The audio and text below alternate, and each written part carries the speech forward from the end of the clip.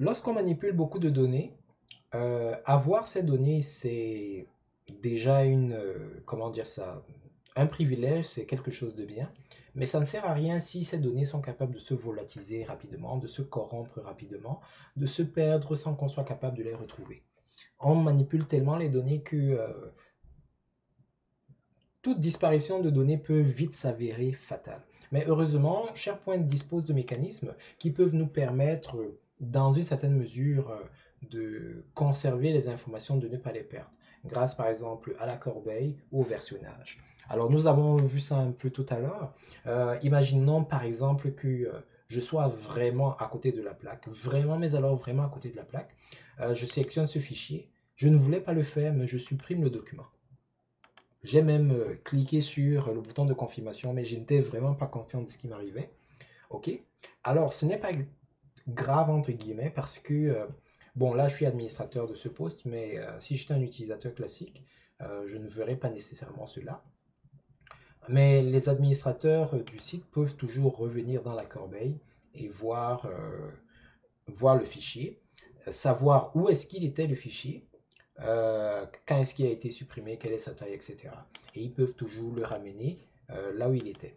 Alors, ce n'est pas simplement pour les fichiers, c'est également pour les éléments de liste. Donc, si par exemple, je suis encore vraiment à côté de la plaque, et par mot, cet enregistrement, si je le sélectionne, je le supprime, je valide la suppression, mais je suis vraiment à côté de la plaque, on peut toujours le retrouver en allant dans la corbeille. Donc là, c'est dans le cas où la personne a la possibilité de supprimer. Mais en jouant par exemple avec les permissions, vous pouvez même, par exemple, assigner des privilèges qui sont tels que la personne peut lire le contenu, elle peut modifier le contenu, mais elle ne peut pas le supprimer. Ça, c'est un autre niveau de sécurité qui n'est pas nécessairement facilement implémentable dans un réseau classique.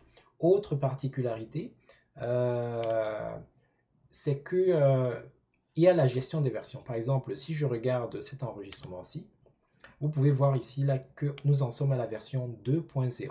Et si je clique ici sur historique des versions, vous pouvez voir que la version 1.0 a été créée à 20h15 par Soka Wakata. Voilà le contenu de cette version, de cet enregistrement, de cette liste-là.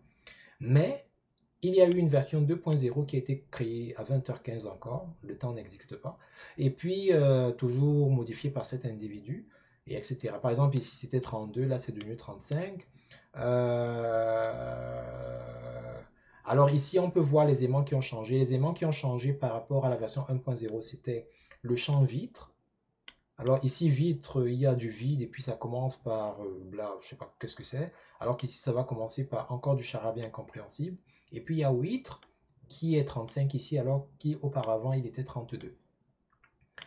Donc cette possibilité de gérer les versions qu'il faut activer, bien entendu, ou veiller à ce que ce soit activé, peut vous permettre euh, de conserver l'information, de sauvegarder l'information. Alors ça vient avec un contre-coup parce que si vous versionnez tout et qu'il y a beaucoup de modifications sur vos fichiers, bon, ben, ça va prendre un peu plus de place sur le disque dur, mais au moins c'est possible, ça fait partie des fonctions offertes.